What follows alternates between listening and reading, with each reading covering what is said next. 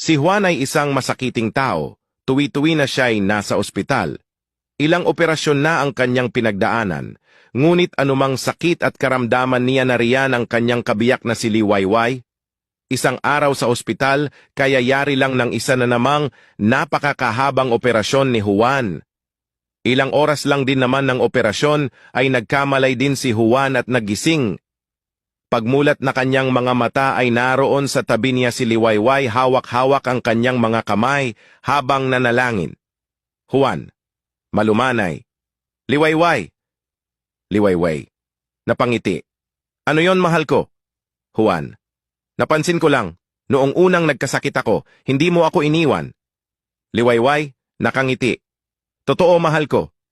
Juan, noong naospital ako, nariyan ka lagi at di mo ako iniiwan. Liwayway, nakangiti.